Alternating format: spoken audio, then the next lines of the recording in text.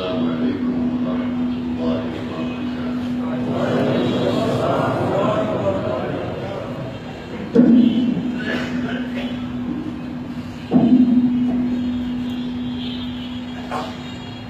الحمد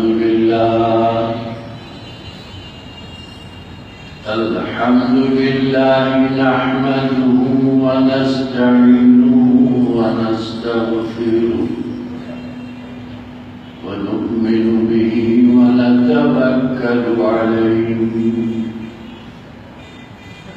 ونعوذ بالله من شرور أنفسنا ومن سيئات أعمالنا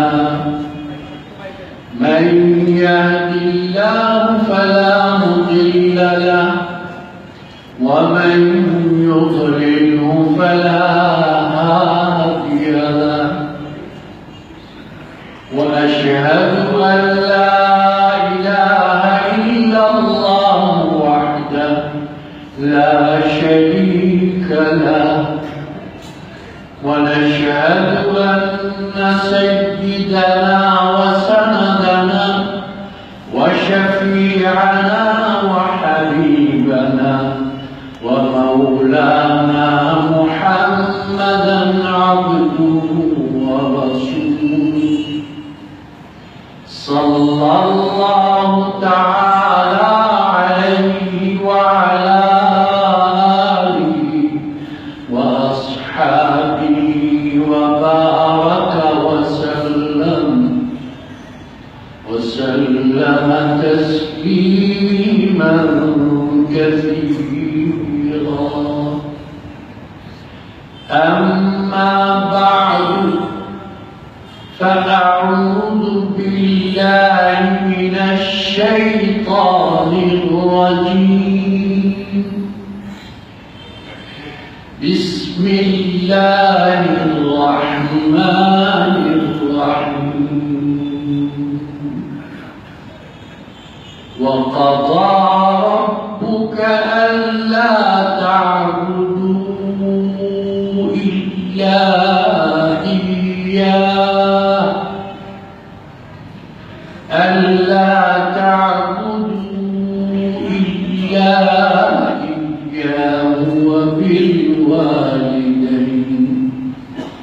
وبالوالدين إحسانا إما يبلغن عندك الكبر أحدهما أو كلاهما فلا تقل لهما أف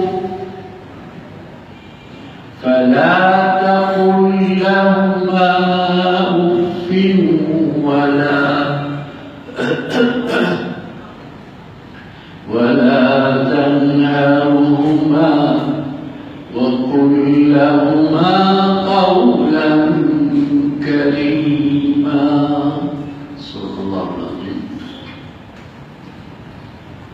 কালকে মহব্বতের টানে যেতে হলো ওই নারায়ণগঞ্জের শেষ মাথা সোনারগাঁ মেঘনা নদীর পারে একেবারে শেষ মাথায় বললাম আমাকে এত কষ্ট কেন দিলে আগে বললাম না হুজুর মহব্বতে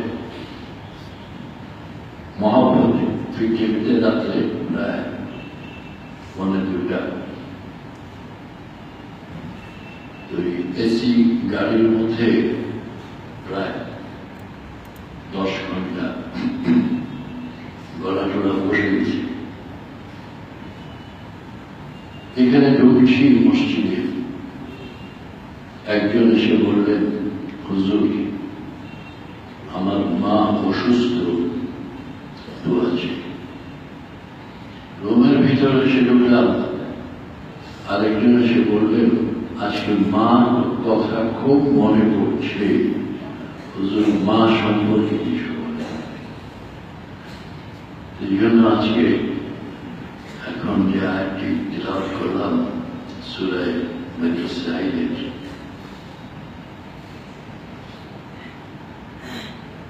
এই একটি আয়াত এখানে আল্লাহ তাআলা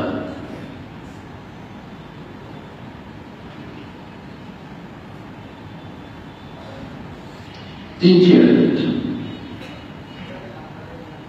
এই তিনটি আয়াত যদি একজন মুসলমান পুরোপুরি বুঝে এবং এর উপর চলার চেষ্টা করে, তার আল্লাহর হক আদায় হবে আর মানুষের হকের মধ্যে সর্বপ্রথম যাদের হক মাতা এবং পিতা, এদের হক আদায় হবে। এবং এই মাতা পিতা যখন বুড়ো বয়সে পৌঁছান, তখন এই সন্তান যদি এই তিনটি আয়াতকে তার জীবনের সবসময় সামনে রাখে, তাহলে এই বুড়ো মাতা পিতা এই দুনিয়াতে শেষ বয়সে কষ্ট করবেন না। মাতা পিতা এটাকে শরীয়তের ভাষায় বলা হয় খালিকে মাজাজি, অর্থাৎ আসল স্রষ্টা আল্লাহ রাব্বুল আলামিন, কিন্তু আমাদের পৃথিবীতে আগমনের মাধ্যম হলেন কারা? মাতা এবং পিতা। এই জন্য আল্লাহ রাব্বুল আলামিন বনী ইসরাঈলের আয়াতের মধ্যে আল্লাহর হকের কথা খুব সংক্ষেপে বলেছেন।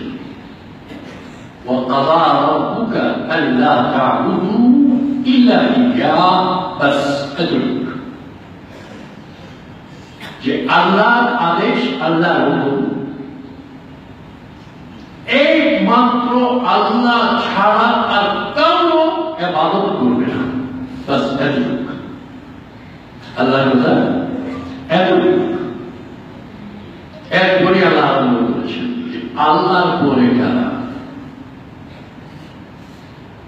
وَبِالْوَالِدَيْنِ إِحْسَانًا إِمَّا يَبْلُغَنَّ عِندَكَ الْكِبَرَ أَحَدُهُمَا أَوْ كِلَاهُمَا فَلَا تَقُل لَّهُمَا أُفٍّ وَلَا تَنْهَرْهُمَا وَقُل لَّهُمَا قَوْلًا كَرِيمًا واخفض لهما جناح الذل من الرحمة وقل رب ارحمهما كما ربياني صغيرا ربكم أعلم بما في نفوسكم إن تكونوا صالحين فإنه كان للأوابين غفورا. আমার ইবাদত করো, খাজা বাবার ইবাদত করো না, পীর সাহেবের ইবাদত করো না, একমাত্র আমার ইবাদত করো। ইয়াহু তাহলে শব্দ একেবারে নির্ধারিত ইবাদত হবে শুধু আমার। ইবাদতের মধ্যে একটু যদি লোক দেখানোর মনোভাব থাকে, তাহলে আর আল্লাহর জন্য হলো না। এর ব্যাখ্যা বিশ্লেষণ করলে অনেক সময় বলে কি যাবো না। এরপরে আল্লাহ আরম্ভ করেছেন আল্লাহর নির্দেশ, মাতা পিতার সঙ্গে ভালো ব্যবহার করো। এতটুকু পণ্ডিততা পারত, যেমন বলেছেন আল্লাহ যে আল্লাহ ছাড়া কেউ ইবাদত করবে না। আল্লাহ সাথে সাথে বলতেন মাতা পিতার সঙ্গে ভালো ব্যবহার করো, বাস না। আল্লাহ তাআলা ভেঙে ভেঙে প্রত্যেকটা বিষয় এমন ভাবে উপস্থাপন করেছেন যে একজন সন্তান যদি একটু চিন্তা করে, তো ওই সন্তান তার মাতা পিতার সামনে বিগলিত না হয়ে পারবে। কেমনে বলছেন না? আজকে তুমি যুবক, আজকে তোমার শক্তি সামর্থ্য সুঠাম থেকে অধিকারী।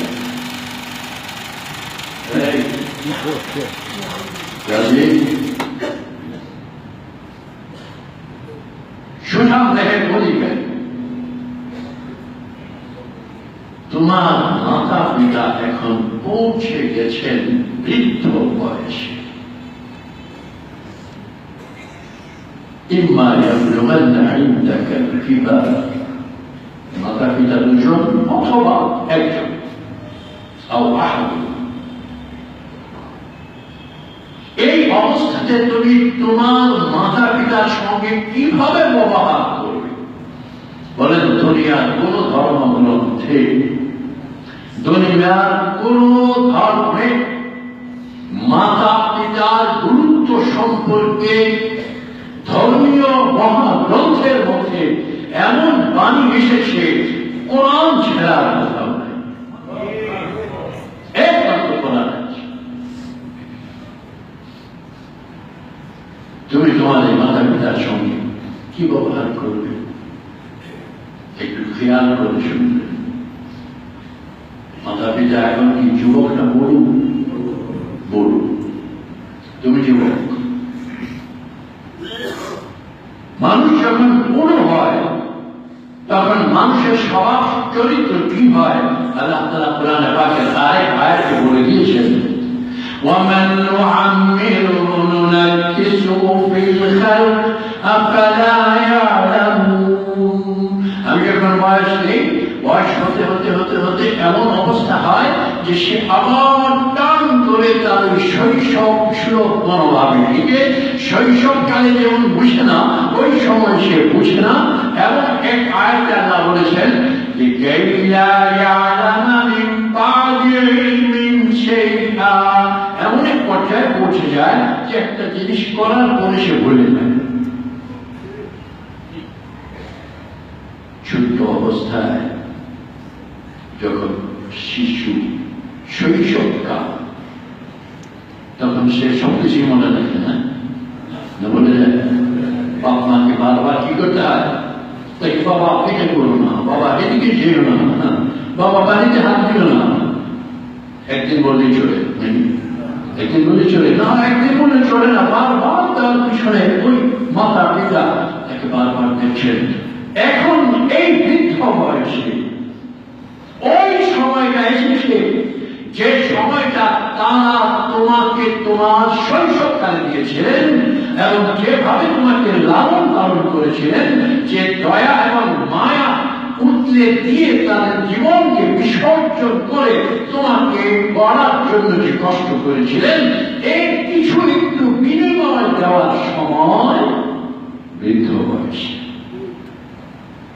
এই বিনিময়ের মধ্যে প্রথম যে কথাটি আল্লাহ বলেছেন, সে এরা অনেক কিছু কাজ করে ফেলবে, বয়োবৃদ্ধ হওয়ার কারণে হঠাৎ করে লেগে উঠবে, অথবা এমন কোন আবদার করে বসবে যেটা তোমার পক্ষে হয়তো সম্ভব না, এমন কোন কাজ করে ফেলবে যেটা তোমার কাছে পছন্দনীয় না। তখন কিন্তু তুমি বলতে পারবে না। আগে কি মনে আছে আপনাদের? আহা আমরা কি বলি? আহা কি করে? আহা শব্দটিও মাতা পিতার কার্যকলাপের উপর ব্যবহার করতে পারে। তারা তা করলাম বা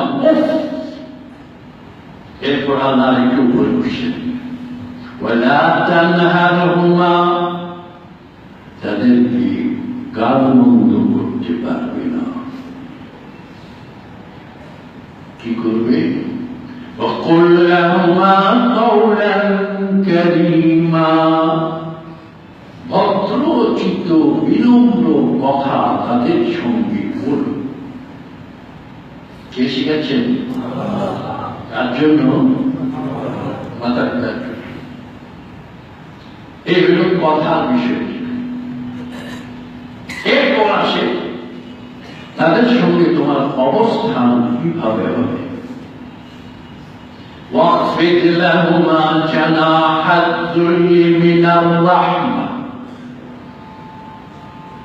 আপনারা কবুতর পালেন জি পালা কবুতর যদি ডাক দিয়ে পরে কাছে এসে ডানা দিয়ে মাটির মধ্যে কি করে এইভাবে মাটির মধ্যে ডানা দিয়ে পাখা দিয়ে কি করে এটা কি তার বিনয় প্রকাশ করে ওই শব্দটা আল্লাহ ব্যবহার করেছেন যে পালা কবুতর যেমন তার মালিকের কাছে এসে বিনয় প্রকাশ করে তার ডানা দিয়ে তুমি তোমার মাতা পিতার সামনে এইভাবে বিগলিত হয়ে যাও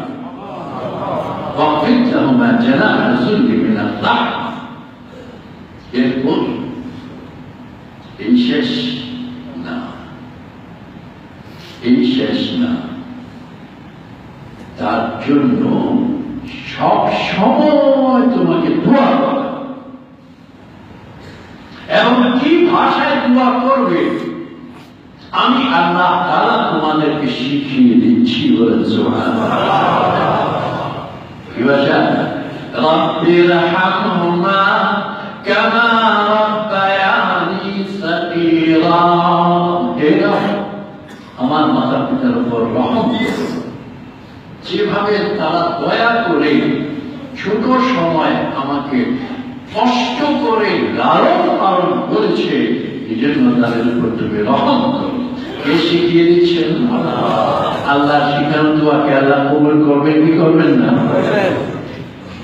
কিন্তু আমাদের কজনের মনে থাকে দোয়া করবে তবে হাজার নামাজ পড়ে আলহামদুলিল্লাহ এরা করে তবে একেবারে এই আয়াত মুখস্থ করে দোয়া করতে হবে এটা কোনো জরুরি না এটা আল্লাহ শিখিয়ে দিয়েছেন আমরা বলি আল্লাহ আমার মাতা পিতার উপর দয়া করো রহম করো তাদেরকে জান্নাত নসিব করো আল্লাহ তাদের অসুস্থতাকে তাদেরকে সুস্থ করে দাও আল্লাহ আমার মাতা পিতার ঠিক করো অর্থাৎ মাতা পিতার জন্য দোয়া করো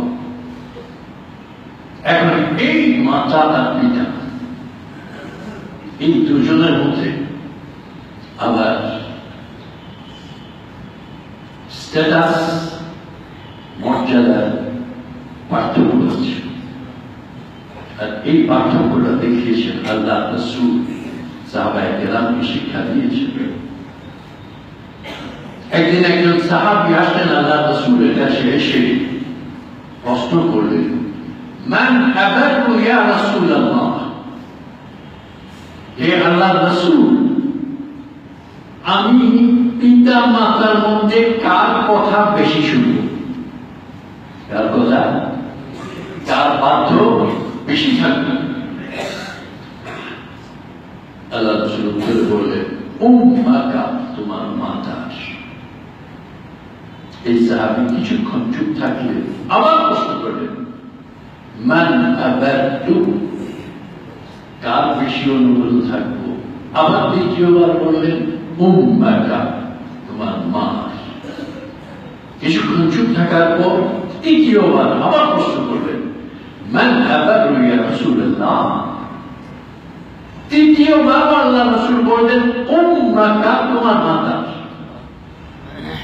কিছুক্ষণ চুপ থাকার পরে সাহাবী আরেকটা শব্দ সংযোজন করলেন যে তিনবার তো শুনলাম মার কথা সুম্মা মান এরপর কার বাধ্য থাকবো বেশি শ্বশুরে না নানা শ্বশুরের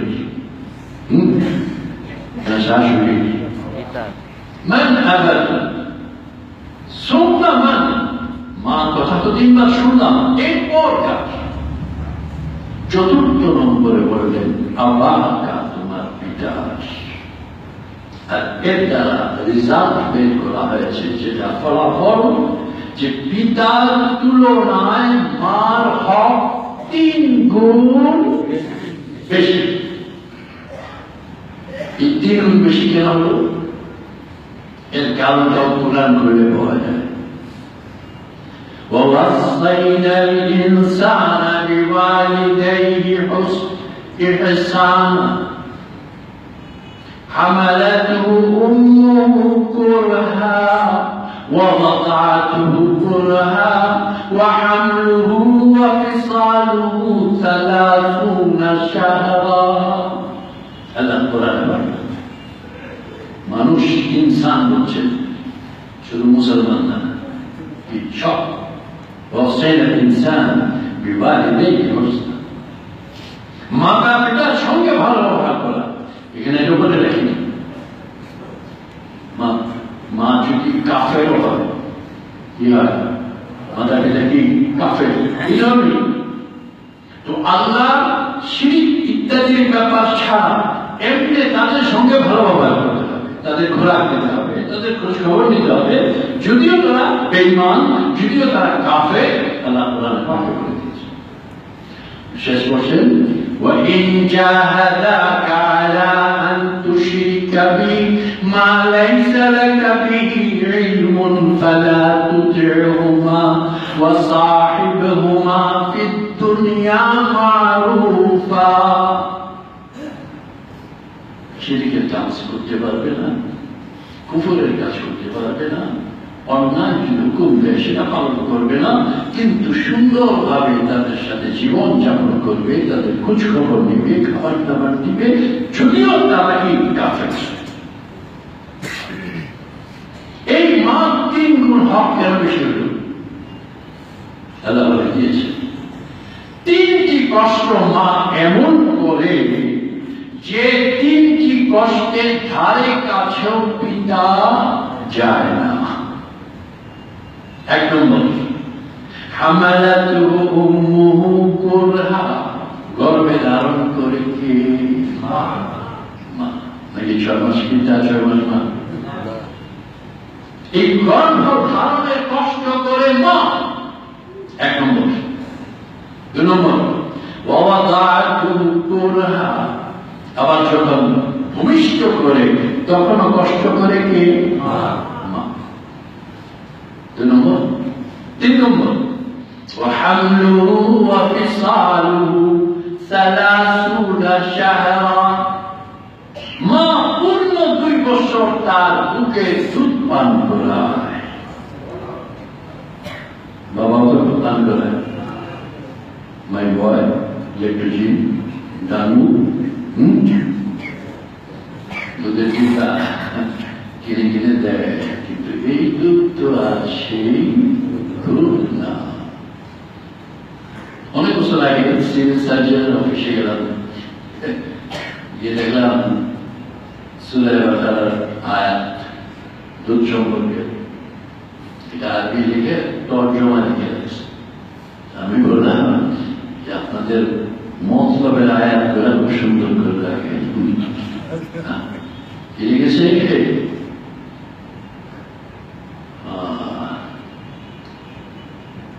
রেখেছে والوالدات يرضعن أولادهن حولين كاملين لمن أراد أن يتم الرضاعة وعلى المولود له رزقهن وكسوتهن بالمعروف। মায়েরা তাদের সন্তানকে 2 বছর দুধ পান, বুকের স্তনের দুধ পান করাবে। দেখি তাদের মশলা কি বলিতে যে মাতৃ দুধের বিকল্প নয়। আমি আলোচনা করেছিলাম, আমার উস্তাদ, আমার শিক্ষক, ওনার বুখারী শরীফ পড়ে সময় ওনার লেকচার থেকে আলোচনা করেছি আপনাদের সামনে ইতিপূর্বেও। তিনি বলেছেন এই যে আল্লাহ তাআলা মায়ের স্তনের মধ্যে দুধ প্রেরণ করেন, এই দুধ রিফাইন হওয়ার জন্য মায়ের স্তনের মধ্যে 300 সরু সরু চিকন পাইপলাইন আল্লাহ করেছে। দিয়ে রিফাইন হয়ে হয়ে হয়ে হয়ে এরপর আছে। এই মা কষ্ট করে, 3টি কষ্ট, যে কারণে মাতা পিতার বদুয়া সন্তানের উপর লাগে, বিশেষ করে মার বদুয়া যদি লেগে যায়, এই সন্তানের জীবন দুনিয়াতেও তার কামিয়াবি আসে। এই প্রসঙ্গে আপনাদেরকে বুখারী শরীফের হাদিস শুনিয়েছি, যে হাদিসের বর্ণনাকারী আল্লাহ রাসূল। পূর্বের যুগে একজন বহু বড় আবেদ বুঝেন কিনা, যে বেশি ইবাদত করে তাকে কি বলে? আবেদ। আমাদের দেশের ভাষায় কি বলবো? বহুত বড় না বলেন? আমাদের দেশের ভাষায় কি বলবো? বহুত বড় আল্লাহ বলি, বহুত বড় আল্লাহ বলি। আল্লাহ বলি নেই, ইবাদত করে বেশি, বহুত বড় আবেদ। এবং তিনি ইবাদত করার জন্য বাড়ির সাথে মাঠের কিনারায় একটা মাটির ঘর তৈরি করেছেন, এখানে তিনি নামাজ পড়েন, ইবাদত করেন, সাথে মায়ের ঘর, মাও আছে সাথে, আর তিনি এই ঘরে ইবাদত করেন। আল্লাহ রাসূল বলছেন, একদিন মা কি প্রয়োজন পড়েছে ডাক দিয়েছেন ছেলের নাম ধরে। ছেলের নাম ছিল জুরাইজ। ডাকলেন, ইয়া জুরাইজ। তিনি তখন নামাজে, তখন হাদিসের ভাষা আল্লাহুম্মা উম্মি ওয়া সালাতি, আল্লাহুম্মা উম্মি ওয়া সালাতি। মনে করেন একটা দ্বিধা দ্বন্দ্বের মধ্যে পড়ে গেলেন, আমি নামাজে আছি, মা ডাকছেন, নামাজ ভেঙে ফেলবো নাকি আল্লাহুম্মা উম্মি ওয়া সালাতি, এই চিন্তা করতেছেন। মা আবার ডাক দিলেন, ইয়া জুরাইজ। তিনি নামাজ ভাঙবেন কিনা এই চিন্তার মধ্যে আছেন। আবার তৃতীয়বার ডাক দিলেন। তৃতীয়বারও যখন মা কোনো সারা শব্দ পেলেন না, মা দিলেন একটা বদুয়া। কি বদুয়া দিলেন? اللهم لا تمته حتى يرى وجوه المياميس। মা বদুয়া দিলেন, আল্লাহ বেশ্যা মহিলা, বেশ্যা ছিলেন কিনা, আজকে তো বেশ্যা নেই, কি যৌন কর্মী, কিনা যৌন কর্মী, বেশ্যা মহিলা, বেশ্যা মহিলার চেহারা না দেখাইয়া এই জুলাইকে মৃত্যু করো না। কই দিয়েছেন বন্ধুরা? লাইসা বাইনাহু ওয়া বাইনাল্লাহি হিজাব। হাদিসের মধ্যে আসে, মা বাবার বদুয়া, মাজলুমের বদুয়া, আল্লাহ এবং এই যে বদুয়া দেয় তার মাঝখানে আর কোনো পর্দা নেই, সরাসরি লেগে যায়। লাইসা বাইনাহু ওয়া বাইনাল্লাহি হিজাব। বদুয়া তো দেশে লেগে গেছে। এদিকে এই যে মাঠের কিনারায় তার ঘরটা, এই মাঠের মধ্যে অনেক রাখাল মেষ টেস ইত্যাদি সারাদিন রাখালি করে।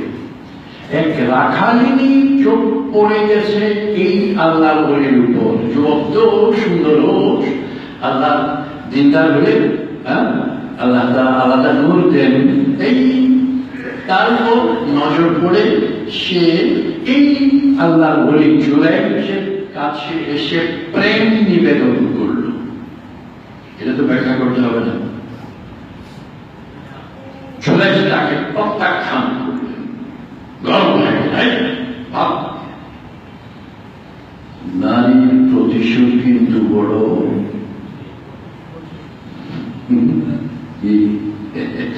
আমার কথা না, সূরা ইউসুফ করলেন।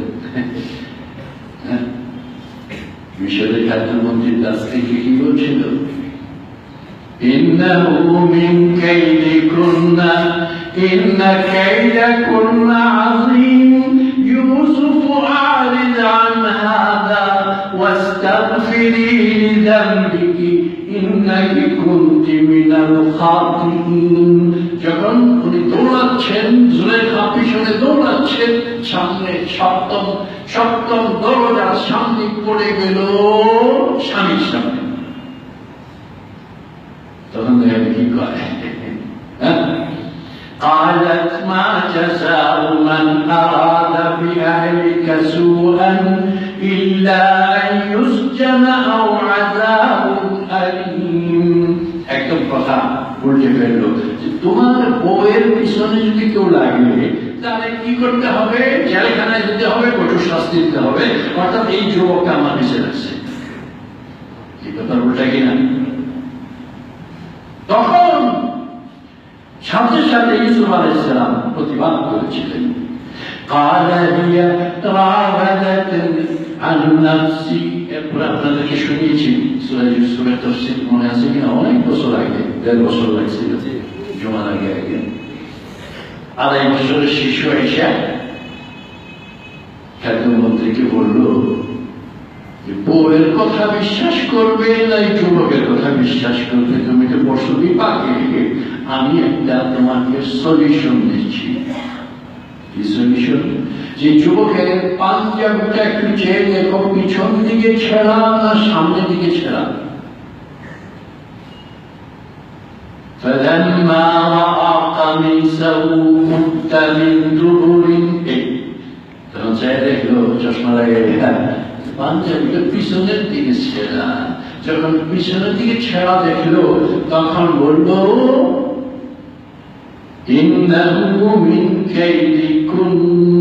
এই আস্তিকে বললো সব কিছু তোমার, হ্যাঁ, ইন্না কাইদাকুন নাযিম, তোমাদের ষড়যন্ত্র বড় সাংঘাতিক।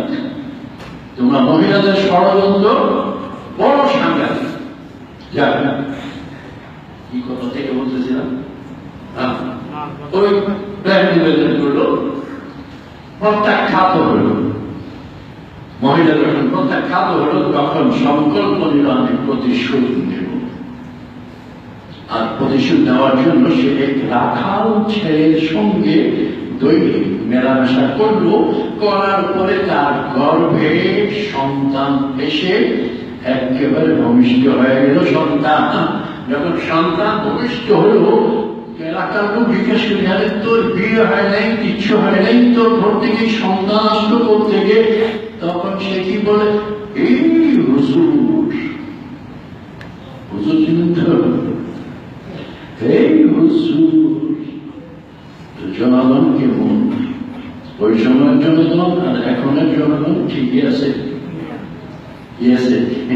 ঠিকই আছে। কি যে সুন্দর মহিলার মুখ থেকে এই কাণ্ড হলো হুজুরের, আর যাচাই বাছাইয়ের প্রশ্ন নাই, আর এটাকে তাহকিক করা, এটাকে অনুসন্ধান করা, এর কোনো প্রশ্ন নাই। সাথে সাথে গিয়ে হুজুরের যে মাটির ঘরটা ছিল ভেঙে একেবারে মাটির সঙ্গে মিশিয়ে দিয়ে বলল, হুজুর এই বুঝি আপনার কারবার।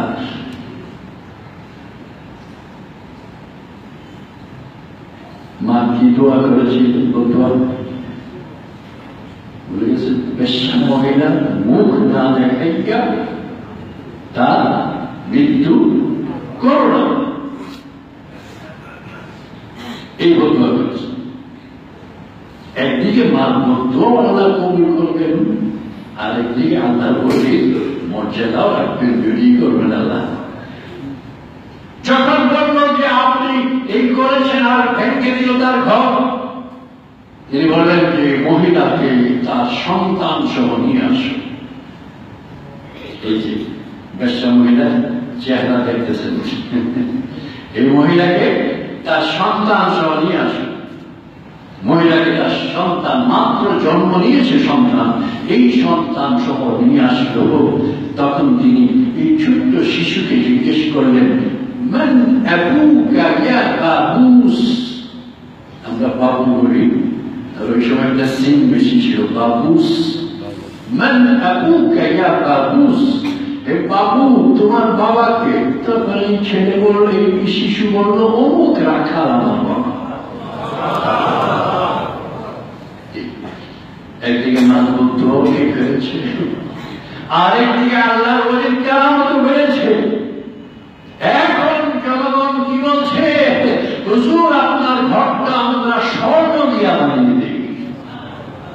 এখন ঠিক আছে, ভক্তি একেবারে আউট লেভেল। তখন তিনি বললেন যে না, আমার যে মাটির ঘর ছিল ওই ঘরটাই তৈরি করে দাও।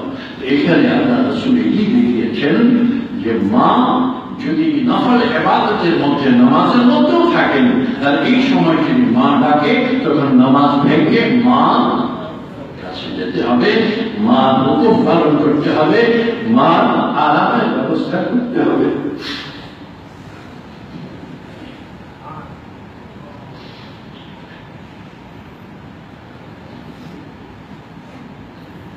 জান্নাতা তাহতা আকতামিল উম্মাহাত। আল্লাহ রাসূল বলেছেন জান্নাত হলো মায়েদের পায়ের নিচে, মাদের পায়ের নিচে। আল্লাহ তাআলা আমাদেরকে তৌফিক দান করুন।